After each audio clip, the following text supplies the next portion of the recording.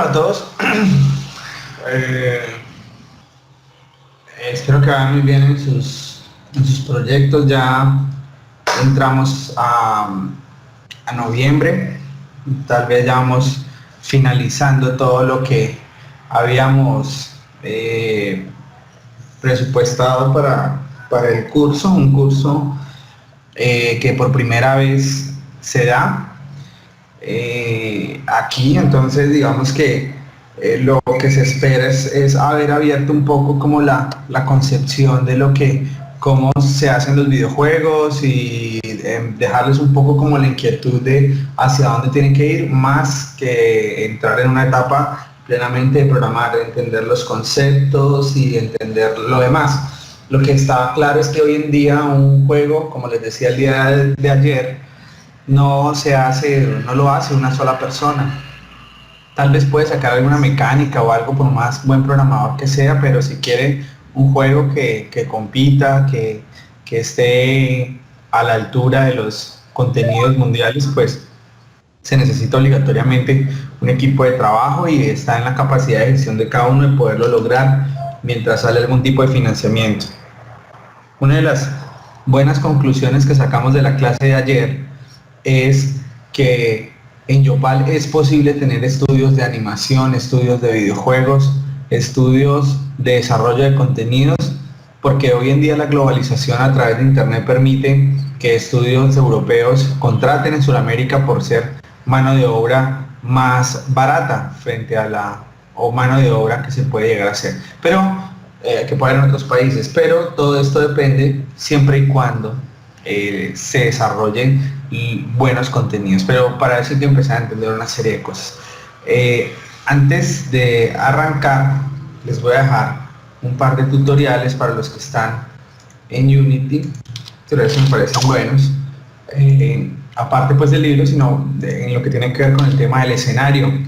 Uno en Unity y uno en Construct 2, que sería muy bueno que los que están ahí explorando puedan llegar a seguirlo viendo y que les sirva sobre todo para la mecánica que ustedes tienen que presentar. Eduardo, yo tengo una pregunta. ¿El semestre de ustedes cuándo se acaba?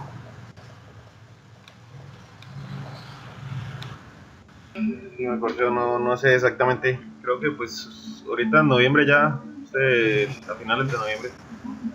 Sí, es a finales de noviembre, entonces estén muy pendientes de los foros que se dejan. Vuelvo y insisto, hay mucha gente que no ha participado y seguramente al final vamos a empezar a tener algunos inconvenientes con este tema de notas y este tipo de cosas, porque pues ahí digamos ahí sí nos agarra un poco el afán y esto, pero pues digamos que se ha dejado claro lo que se empieza a hacer. Entonces espero que estén viendo la pantalla. Hoy vamos a hablar acerca de un poco de lo que es la animación en videojuegos y algunas técnicas. Gracias, don José Elmer. 25 de noviembre, o sea, es decir, tenemos 4 sesiones más y bueno, en ese orden de ideas, 25 de noviembre, eso es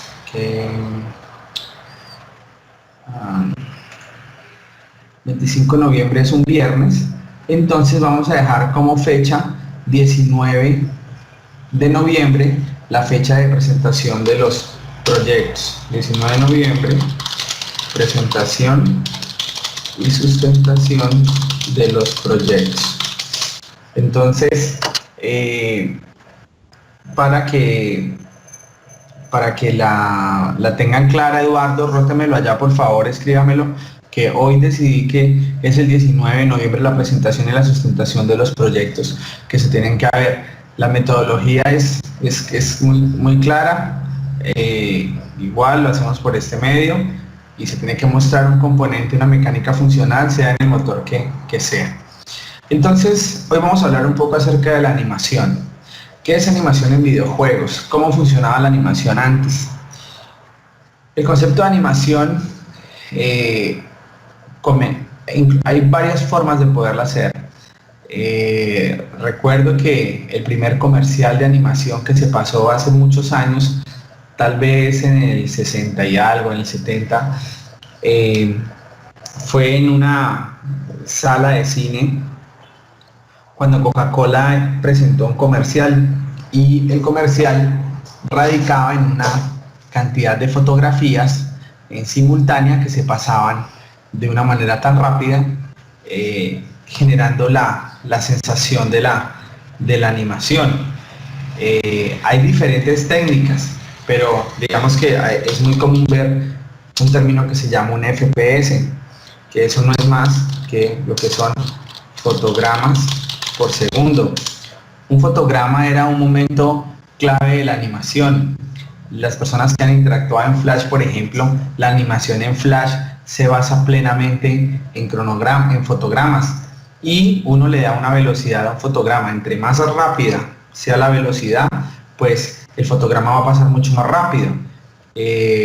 Yo no sé si ustedes se acuerdan de Sherlock Holmes, en el momento en que, de la 2, los que la pudieron haber visto, cuando Holmes estaba hablando con Moriarty al final de la película, y él le robó una libreta sin que él se diera cuenta, donde tenía anotado, digamos, todo, donde estaban las cuentas de banco y toda esa vuelta. Y entonces Moriarty abrió la libreta y empezó a correr hoja por hoja, y entonces salía un pescadito que se estaba moviendo. A ver si de pronto la escena la encontramos por acá. De los que la vieron, los que vamos a ver si... Dos...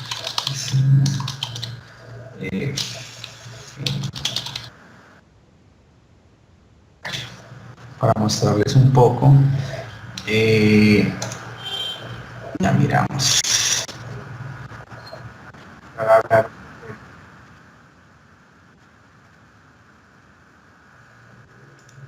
Entonces, está ahí, pero en el pasado habían otras técnicas de animación, que eran un poco más antiguas, y era mucho más demorada. Porque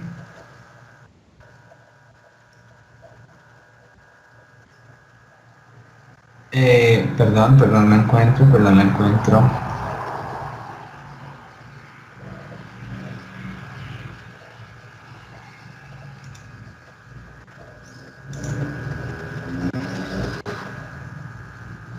Perdón, un momentico.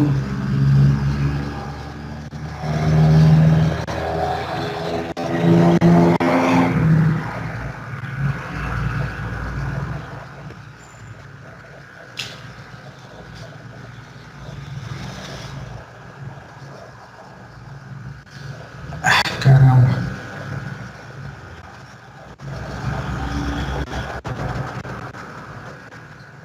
Digamos, inclusive si usted, o por lo menos a mí me pasaba en el colegio, que mientras que uno estaba en clase, perdón. Bueno, gracias, Juan. Ahora hay un tiempo.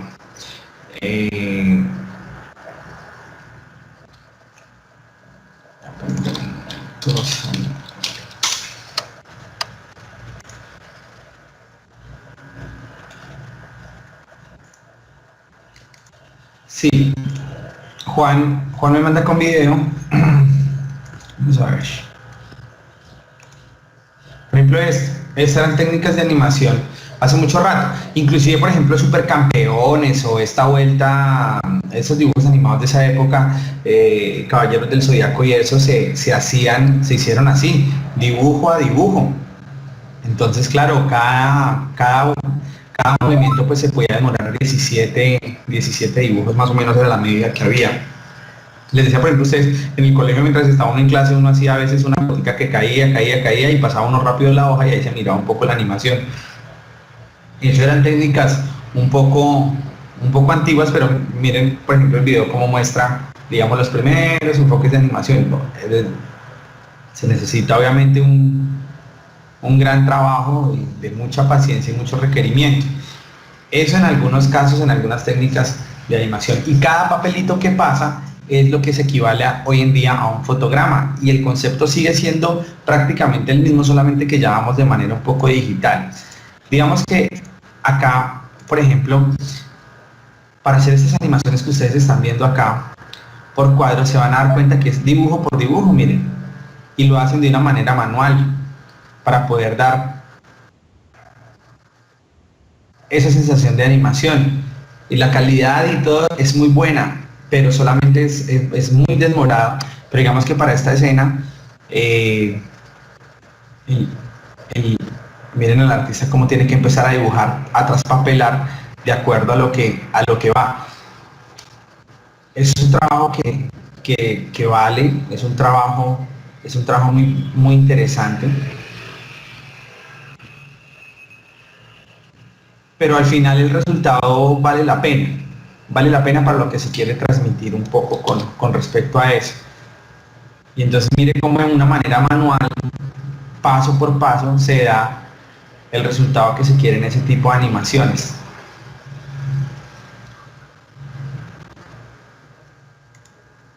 Miren cómo se prepara con como una maqueta.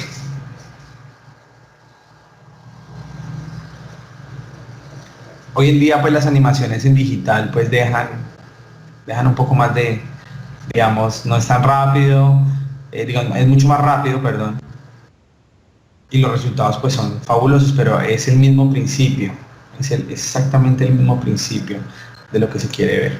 Les voy a dejar para que vean en su rato libre este video con respecto a eso. Entonces, hablando un poco desde la parte técnica, la animación es una técnica que se utiliza para dar la sensación de movimiento a imágenes o dibujos. Ya, la animación es una técnica que se utiliza para dar la sensación de movimiento a imágenes o dibujos, y se consigue gracias a la ilusión óptica que produce un conjunto de imágenes reproducidas a cierta velocidad. Entonces, aquí en el ejemplo se ve como alguien pega un salto y nada más es una secuencia de muchos dibujos pasados a una velocidad. Normalmente en Flash, por ejemplo, una buena velocidad de FPS eran 25, 28 más o menos frames por segundo para dar una buena sensación de animación. En After Effects, por ejemplo, que es una de las suites de Adobe para la edición de videos, también funciona bajo el mismo concepto. También es lo mismo, va a 27, 29. Si usted quiere ya una escena que corra mucho más rápido, pues le va aumentando el FPS. Lo que pasa es que le va a demandar una mayor cantidad de trabajo, pues un poco alterno. Y la animación puede ser de imágenes o pueden ser dibujos, como se quieran poder llegar a representar un poco en el tema. Bueno, Eduardo es 29, es uno de los más manejados directamente ahí. Entonces, la animación es la técnica que se utiliza para dar la sensación a los movimientos. Los personajes en videojuegos, en la animación de personajes se pueden diferenciar dos tipos diferentes de animación. Animación de personajes de películas, ¿sí? Los personajes tienen un comportamiento prefijado y el espectador no tiene control sobre ellos, ¿sí? Que es, digamos, el caso de App. Y la animación de personajes en videojuegos, donde el comportamiento de personajes se debe a la interacción entre la máquina y la persona que maneja, que ya es un tipo de interacción, que parece el caso de Halo. Tipo de animaciones son las películas. Recuerden que la animación resultó ser tan bien dada, y el que prácticamente revolucionó el tema fue Jobs, cuando por allá en el 89 más o menos, después de que fue despedido de Apple, él hace un viaje a la India para empezar a mirar y forma una empresa que se llama Next. Y lo que hace Next es construir una computadora, pero él conoce un grupo como más o menos 20 profesionales que tenían en su cabeza hacer películas animadas por computador. Entonces él, en su visión de negocio y en su visión de innovación, vende el resto de acciones que tiene en Apple, y con esa plata compra por $10 millones lo que hoy se conoce como Pixar Studios. Y recuerden que Toy Story salió más o menos por allá en el 93, 94, 92, como una de las primeras películas animadas. Y lo que hizo fue construir todo un motor de animación con base a películas, y ese es, digamos, la piedra angular de lo que ya hoy la industria cinematográfica maneja en cuanto a animaciones de esto. Recuerdo que hace unos años Pixar liberó su motor para libres desarrollos. El problema es que estos motores no corren tan fácil en cualquier máquina, entonces se pide un buen procesamiento. Pero digamos que la animación, para que ustedes hagan animación, requiere de una buena máquina para que se pueda hacerlo. Entonces, un poco la animación es en películas que ya son prefijados y es el contenido que le dan a uno. Y ya lo que son animaciones en videojuegos, lo que tiene que ver con personajes, animaciones de partículas, lo que tiene que ver prácticamente con toda la interacción, que qué pasa si usted le oprime aquí o usted ejecuta tal acción, entonces la animación va a poderse interactuar y entonces empieza a haber una relación entre el cliente y el producto que se está entregando. Aquí se muestra la imagen de Halo, pero digamos que Mario Bros también era un personaje animado, y recuerden que cuando Mario Bros camina, pues digamos que solo son un par de dibujos, que se ven en las primeras versiones de lo que iba. Son 2 o 3 dibujos, muy similar al juego 2D que ustedes pueden estar intentando hacer un poco por ejemplo, en Construct, que son dos ilustraciones, y esas 2 ilustraciones se encargan, digamos, de ejercitar. Cuando usted oprime una tecla, pues va hacia adelante. A eso es lo que me refiero. Son simplemente 2 dibujos. Mire, aquí hay uno y acá está el otro, y es solamente la combinación de esos 2 estados. Si yo hago así muy rápido, pues puedo mirar cada frame que se ve.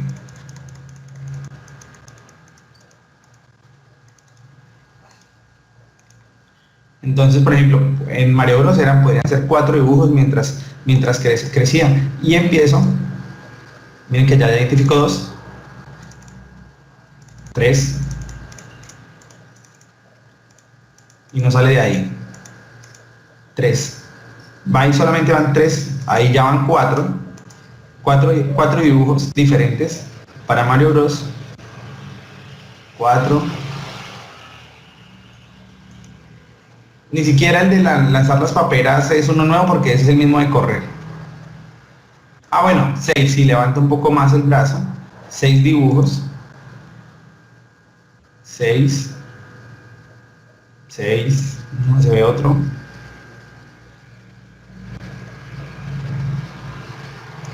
Y 7 con la nueva posición cuando coge la bandera. Aquí cuando dio la vuelta sigue siendo el mismo, pero es inverso. Él va y ya. 7 dibujos nomás en toda la secuencia de Mario Bros para todo el tablero, y es todo el juego así. Son solamente 7 tipos de ilustraciones. En Construct es lo mismo. Si usted quiere ver animando su personaje hacia un lado, pues usted pone un esqueleto hacia adelante, hacia atrás, y ya. Que cuando oprima la tecla, él va a generar la animación. Repetitiva serían 2 fotogramas. En este caso serían 7, en el caso de Mario. Técnicas de animación, hay diferentes técnicas de animación, existen diferentes tipos. Vamos a hablar un poco de las del personajes 3D. Vamos a hablar un poco de la que es Motion Capture, que son los mocap, el Mob Target y el Skeletal Animation.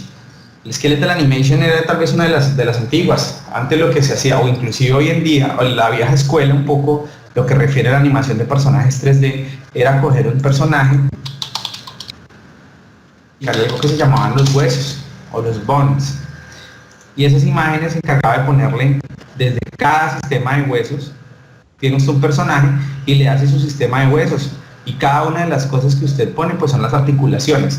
Funcionan muy de la mano de la anatomía. Normalmente los animadores 3D conocen la anatomía humana, y eso es lo que les permite a ellos generar las animaciones. Entonces, por ejemplo, si quiere animar las manos, tiene que conocer prácticamente las falanges y cómo es el funcionamiento de las falanges para poderlo hacer. Pero entre más tenga detalle de los bones, la animación va a ser mucho más clara y mucho más nítida. Entonces, por ejemplo, del codo a la muñeca, pues no tiene ninguna articulación, solamente más allá en la articulación de las 2 esquinas, pero en el medio no tiene nada, porque en la vida real, en la anatomía, ahí yo no tengo ningún movimiento. Pero si yo me voy al sistema de huesos de la mano, pues va a ser mucho más amplio. Entonces vamos a mirar aquí, bones, falanges.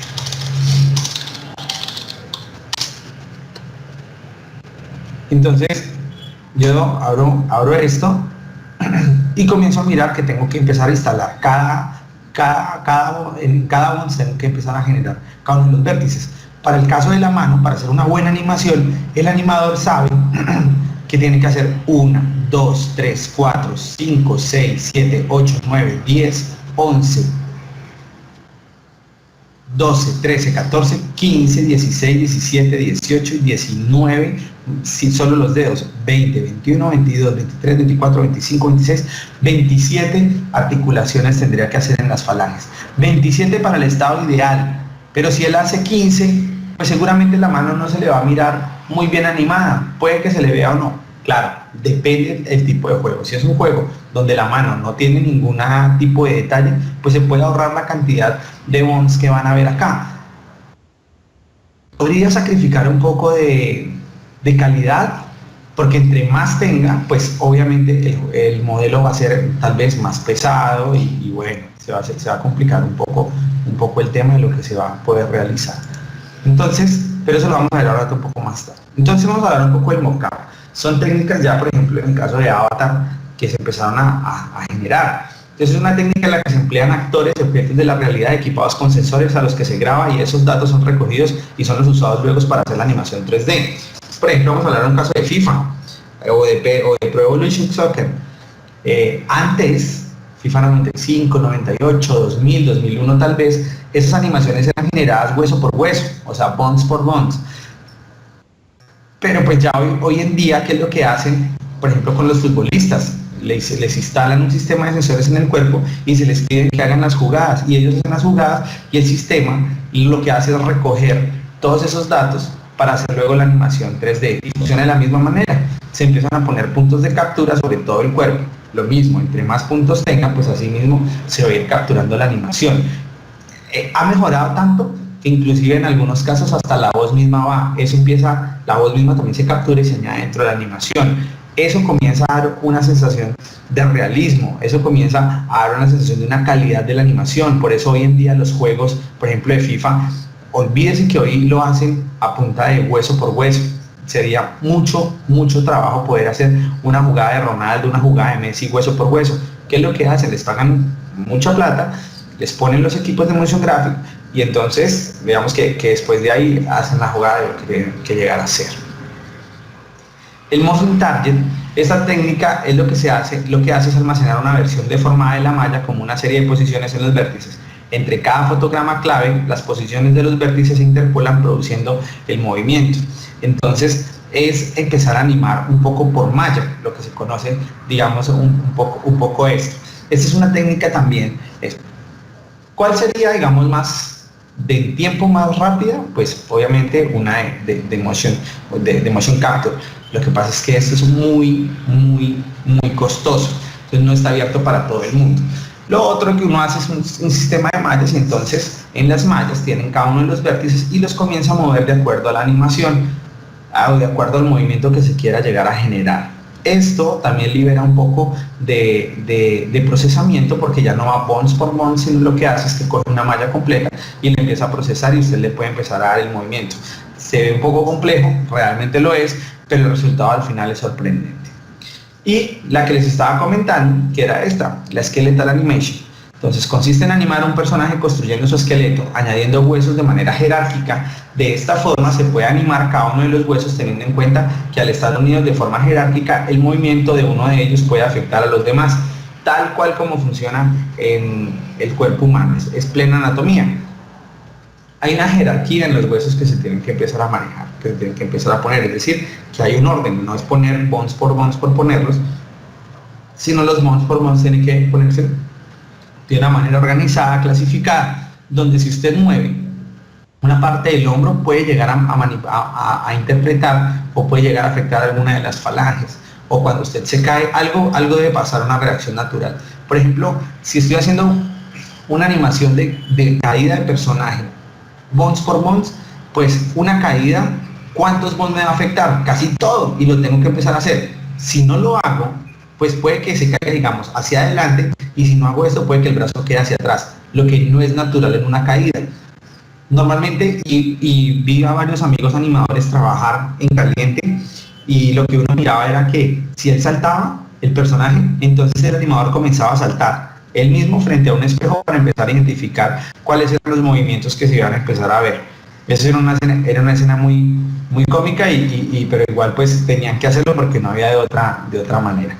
Digamos que esas son un poco las técnicas que hay. ¿Qué ventajas y desventajas tenemos? Las ventajas más destacables de utilizar Skeletal Animation son los huesos pueden llegarse a mover de forma independiente, o sea, este de aquí arriba. Con ese tipo de animaciones se puede ahorrar tiempo y coste computacional. Perdón. Lo del coste computacional sí es con respecto, digamos, a lo que les estoy mencionando un poco del motion graphic, que es supremamente costoso. Se puede ahorrar tiempo, sí, en algunos casos. En algunos casos de que la misma animación, y por eso lo está diciendo, la misma animación que está para un personaje le puede llegar a servir a otro, porque el sistema de huesos casi en todos los personajes es el mismo. Por más gordo, por más flaco que sea, el sistema humano siempre tiene el mismo sistema de huesos para todo. Diferente por motion graphic arriba, que ya va ligado a la estatura, va enfocado como a la masa y como toda esa vuelta de cada persona. Digamos, la animación que hacen para Messi no puede servir para Cristiano Ronaldo, sin que sea totalmente diferente. El animador puede enfocarse en las animaciones más importantes y de mayor tamaño. Al poder identificar cada uno de los bonds que va, pues puede dedicarle un poco más de detalle en la animación. En algunos casos no se genera movimiento realista de la piel o músculo, sino lo que se está moviendo plenamente pues es el hueso. Este mercado de la animación, muchachos, es un mercado interesante. Realmente hay pocos animadores en el mundo, hay pocos estudios de animación, por lo mismo, por los costes, por todo. Imaginémonos que, vamos a echar un número, imaginémonos que la Unisan Hill o la alcaldía a través de PIX se hace a la compra de un sistema de motion capture y comienzan a cacharrar y se empiezan a convertir como un estudio de animación, obviamente representando las muestras. El mundo tal vez va a empezar a mirar una animación que por otro lado le puede costar $100,000, pero en Yopal se puede hacer en 50,000, por ejemplo. Ahí comienzan a sacarse las ventajas un poco de eso. Bueno, eso es como un ejemplo que estaba dando. Claro, habría que saber cómo se maneja eso. El que lo dañe pues lo tiene que pagar, y pues digamos que ustedes lo irían a utilizar siempre con recelo, con miedo, porque yo por ejemplo no sé cómo se maneja un sistema de eso. Si llega uno a dañarle algo a algún sensor, pues seguramente las piezas van a ser muy costosas, pero si se plantea un proyecto de comprar un estudio de animación con motion graphic, pues digamos que se tiene que proyectar a su vez el mantenimiento. ¿Cuáles son los usos que hay en la animación normal, muchachos? Está la industria del cine, la industria de los videojuegos, y también se suele utilizar en el ámbito militar para propósitos de entrenamiento, ingeniería virtual y pruebas de equipamiento, que es algo muy similar a lo que trabajamos en Codatec. Un poco el tema de los simuladores, obviamente el concepto de la animación es exactamente el mismo que los videojuegos y se comporta de la misma manera. ¿Cuál es la única diferencia entre simulador y videojuegos? Que en el simulador el comportamiento de una bala tiene que llevar todos los comportamientos de la física. Movimiento parabólico, caída, viento, bueno, todas las variables físicas que interactúan con el ambiente. En un videojuego lo puedo hacer así, o puedo imaginarme cosas, digamos, la trayectoria puede tomar la que sea. Entonces una bala puede matar a 5 personas. En el simulador una bala no puede matar a 5 personas al tiempo.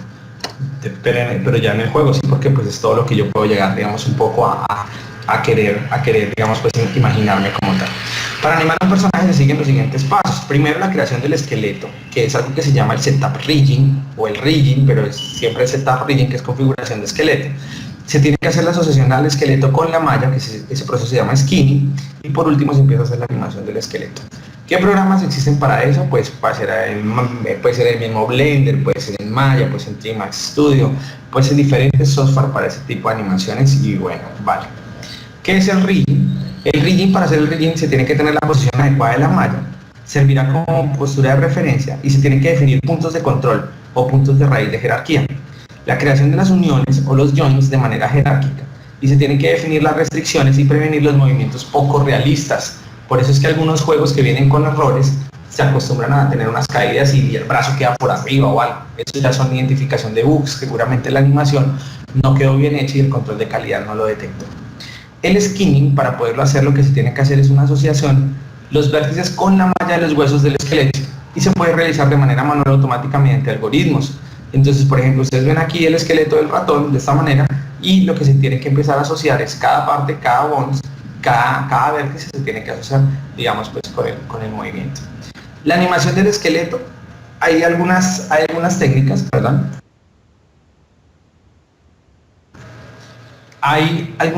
Se pueden elegir algunas técnicas como el Forward Kinematics. Con esta técnica la posición de rotación de cada hueso del esqueleto se calcula de manera explícita. Digamos que herencia de rotaciones, los que echan un poquito de código saben que hay algo en programación que se llama la herencia, polimorfismo y eso. Aquí es el mismo concepto. Se pueden heredar rotaciones, pero hay que especificarlas muy bien cuál es la posición que se va a heredar. Las posiciones finales de los huesos que se mueven se obtienen a partir de la concatenación de las rotaciones de cada hueso. En una animación de esqueleto, esta técnica, por ejemplo la Inverted Kinematics, con esta técnica se indica la posición final del movimiento que se quiere realizar y todas las rotaciones y posiciones intermedias son calculadas automáticamente. Esto va muy de la mano con cómo funciona el software de animación, cómo viene, tal vez se puede haber algún plugin de animación, puede haber algún tipo de cosas para esto. Esta técnica se suele utilizar para modelar el movimiento de los pies de los personajes. Digamos que eso depende también del tipo de juego. Usted a veces no necesita, por ejemplo, vamos a pensar en un juego 2D como The King of Fighter, por ejemplo, que es echar pata y puño. Nadie se da cuenta de las patadas y el dedo gordo se le movió. Pero pueden haber otros juegos que sí de pronto demanden un tipo más de realismo, por ejemplo, un shooter, pero que sea de cuerpo entero, si usted tiene que mirar hacia abajo y tiene que mirar sus pies, y bueno, pero digamos que también es innecesario. El movimiento de los pies es todo, pero digamos que usted no va a entrar a animar los dedos de los pies. Normalmente siempre vienen con un zapato, vienen algo así, entonces es perder tiempo un poco el tema, pero sí entender, digamos, el talón de Aquiles, cómo hace para moverse, cómo ese tipo de cosas, ahí sí puede llegar a definirse. Y finalmente la definición de los keyframes. Los keyframes es lo mismo o es el fotograma. ¿Cuánto se va a pasar cada fotograma, cada keyframe, cada cuánto va a pasar, cuánta velocidad por segundo, que es la medida que se tiene que hacer? El blending, que es la otra medida. Existen varias técnicas para calcular la deformación que se produce en la malla del personaje al realizar un movimiento de su esqueleto. Entonces son estas: el linear, el spherical, el log matrix y el dual. Cada uno de ellos tiene aquí una explicación muy rápida. En la animación linear, cada vértice de la malla está unido al esqueleto de tal forma que pueda tener uno o varios joints. Recuerdan que más atrás les hablé un poco de que eran los joints, que influyen en su movimiento. Cada vértice tiene un peso asignado indicando cuánto le afecta el movimiento y una determinación de un joint cuando se mueve para su deformación. Los pesos son un valor numérico entre 0 y 1 y la suma de todos los pesos que influyen en un vértice siempre será 1. Esas son condicionales que usted, cuando está armando su mapa de animación, es supremamente clave que lo tenga claro. Linear, las ventajas de que hay, tiene un bajo coste computacional, por lo que es ideal para animación en tiempo real y digamos que es una de las técnicas más simples de implementar. La principal desventaja es que el problema afecta a la malla cuando se producen rotaciones en una de las uniones y los joints cercanas a 180 grados. El efecto que se produce es que la malla pierde volumen en ese punto. Es decir, acá en un ejemplo, se puede empezar a observar cómo, digamos, un mal movimiento se puede deformar la malla, como acá, miren la parte izquierda frente a la parte derecha. En los juegos, por ejemplo, este modelo tiene otro error. Este es un modelo muy bajo polígono, a una muy baja malla. Por ejemplo, esto no puede pasar. Estos huecos que se ven acá. ¿Alguna vez sucedió en algún juego que pueden tener huecos en la espalda o pueden tener huecos? Esos son errores en las mallas y hay que empezarlas a cerrar. Recuerden, una malla se comporta como se comporta una malla real. Si tiene un hueco, pues se va a mirar de un lado a otro. Pero miren aquí lo que está sucediendo. Se pudo hacer algún movimiento acá de la malla, que es muchos puntos por todo lado, y eso puede llegar a influenciar en los vértices de acá. Entonces ahí hay un error en el modelo. ¿Qué soluciones se planean frente a eso? Añadir uniones auxiliares con los huesos entre esas uniones de longitud. Quiere decir que yo puedo poner aquí más uniones y tratar de estirar un poco esto para que me quede proporcional. Claro, es manual, se demora más, pero pues digamos es una de las soluciones alternativas. Para calcular las rotaciones de las uniones auxiliares se utiliza la técnica, la SLRP. Esa es una técnica que permite calcular qué rotaciones son las que se van a hacer y cuánto va a ser, digamos, pues el impacto finalmente en cada uno de los extremos. Hablando un poco de esta técnica del spherical blending, esta técnica consiste en trazar un arco entre el punto de origen y el punto de destino para calcular la posición del vértice en cada instante de la animación. Se debe tener en cuenta que es importante elegir correctamente el centro de rotación para evitar movimientos poco realistas. Ustedes se acuerdan que cuando uno está dibujando, no alzada, ¿cómo se llama? ¿Qué es lo primero que le dice el profesor de artística a uno? ¿Recuerdan los que vieron esas clases de arte en el colegio? O esas clases de dibujo o dibujo técnico, ¿cómo era que se llamaba eso que tenía que arrancar uno desde antes de trazar cualquier línea del dibujo? Eso se llamaba, ¿cómo se llamaba en la perspectiva? Se llamaba puntos de fuga, y esos puntos de fuga eran los que sobre ese punto de fuga me iba a dar a mí el nivel de profundidad y me daba a mí la condición del trazo. Aquí en la animación es exactamente lo mismo. Se debe tener importante cuál va a ser el centro de rotación para que no se vaya, para que se vaya a evitar esos movimientos poco realistas. Si usted dentro de ese punto de fuga había una línea que se hacía, el dibujo perdía profundidad y ya no se miraba exactamente igual. Aquí hay un claro ejemplo, por ejemplo, en el brazo, como hay un mesh, hay un bone y hay un joint, y lo empieza a identificar. El bone es el hueso como tal, y el joint es la unión de cada uno de estos, y el mesh es lo que se ve en la parte de acá. Cómo la articulación se tiene que empezar a mirar. Cómo hacer movimientos de brazos, que es uno de los más complicados en hacer en animación, se tiene que poder llegar a hacer. Es importante poder conocerlo. Por eso les decía que cuando se está animando así mano a mano, es normal que el animador esté haciendo el ejercicio, esté haciendo la vuelta, él personalmente, para ver cómo es el comportamiento con su propio cuerpo y con un espejo al frente. El log, esta es otra alternativa a la técnica de linear, y es utilizar el log de blending. El utilizar block bending. Esto soluciona un problema de Candy Wrapper que está descrito en las anteriores diapositivas, pero presenta los siguientes problemas: elementos extraños en la información de la malla debido a que calculó la trayectoria más larga de lo necesario al interpolar las rotaciones. Además, esta técnica tiene más coste computacional, especialmente por el cálculo del logaritmo que se introduce. Digamos, es una de las técnicas que poco se utiliza en la animación. Por eso, esto es lo que puede llegar a pasar con una mala aplicación del log matrix blending. Y se ve en algunos juegos, sobre todo en algunos juegos viejos como Max Payne y eso, las primeras versiones solían presentar esos problemas. Hay mucho juego en internet que lo suben sin ningún control de calidad y pueden generar este tipo de resultados. Esta es otra alternativa. Esta es una extensión de los números complejos que representan dos cosas. Entonces, lo mismo, todo hace un plano cartesiano si estamos trabajando en un 3D, entonces se refiere a unos componentes X y Z que se presentan sobre el eje. El último componente W que representa cuando se va a rotar sobre ese eje. Y el problema es que sirve para presentar rotaciones, pero no traslaciones. Toda animación 3D que ustedes intentan realizar siempre va a un plano 3D de X, Y, Z. No hay otra manera de poderlo llegar a hacer.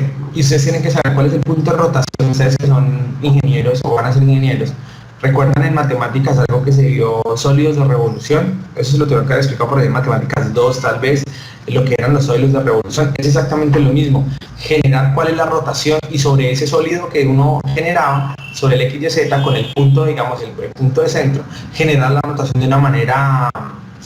digamos, voy a animar un cilindro rotando, pues tengo que saber cuál es ese punto centro y empezar a rotar sobre eso para que no me sufra ninguna deformación.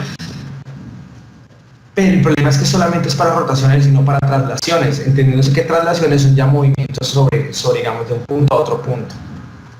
Entonces la rotación es sobre el mismo eje, pero las traslaciones son movimientos completos de un punto a otro. Una solución al problema anterior, o sea, ese problema de traslaciones, es trabajar con esta técnica que se llama el Dual Coherence.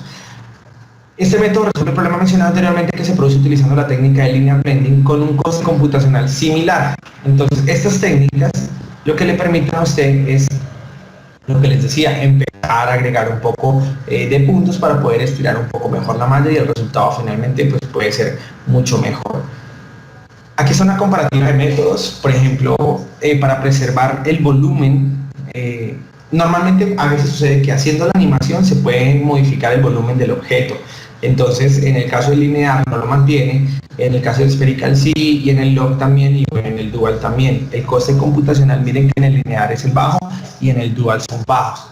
El camino más corto siempre va a ser trabajar en estos dos de acá, aunque la diferencia es que entre esta técnica y entre el spherical y el dual, el coste computacional termina siendo el factor diferencial, porque el camino más corto no lo representa, Preserva el volumen, que es una ventaja, sí lo preserva, pero el coste en espiral es alto y es bajo, lo cual en el mercado lo llevaría a uno a pensar, si no tiene presupuesto, que la mejor técnica para utilizar siempre va a ser esta. Este cuadro me permite a mí poder mirar prácticamente eso. Y bueno, aquí hay un comparativo que les voy a enviar luego de todos los métodos que hay. Eso en cuanto a lo que tienen.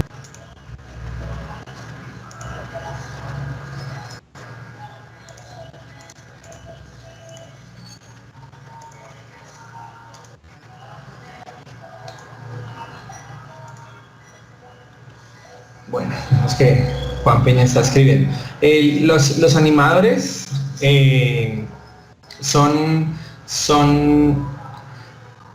escasos, como el tema.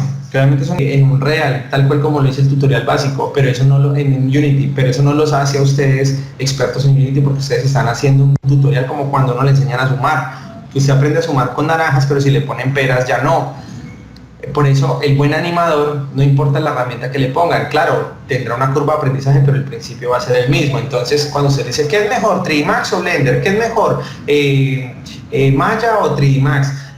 Realmente no hay software buenos y software malos, es simplemente como la aplicación que se le dé y esa es la magia que da. Es igual que el programador, no, es que yo solamente programo en JavaScript. No, el programador entiende lo que es la lógica de programación. Claro, va a ir a programar allá sobre C# y pues él tiene que digamos, aprender un poco cómo son las secuelas, digamos, pues el runtime y todo eso, pero pronto le va a coger un poco el tiro. Esa es la diferencia de los buenos programadores.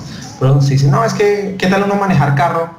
Y decir, es que yo solo manejo Mazda y no manejo un Renault. No, el principio es exactamente el mismo. Un carro automático, un carro mecánico, sí, cambia un poco lo que es, pero pues igual el concepto sigue siendo el mismo. Entonces, pues muchachos, eso es, veo que no hay dudas, o si hay dudas, bueno, es que no sé. No hay dudas. Entonces mi invitación es a que exploren, sigan explorando este tema de animación. Don José Elmer, usted me hizo el favor de grabar el video.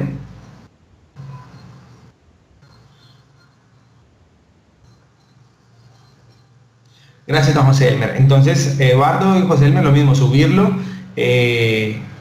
Pues estén muy pendientes del foro esta semana. Vamos a seguir ahí viendo y bueno, tristemente, pues muchas personas no están respondiendo a eso, pero bueno, me quedo con ese terruño, pues, de los mismos de siempre, que son los que están acá, que empiecen a generar, digamos, un poco eso. Entonces, muchachos, muchas gracias por hoy. Es todo. Nos vemos el próximo sábado y estén pendientes ahí. Cualquier duda que tengan, por favor, me llaman. Avancen con sus mecánicas de juegos, por favor. Esa es la única nota que se va a sacar, es eso, más todos los documentos que ustedes ya tienen, los que se les hizo modificaciones al documento de diseño de videojuego, mejórenlos, púlanlos y bueno, muchas gracias a todos, que estén muy bien.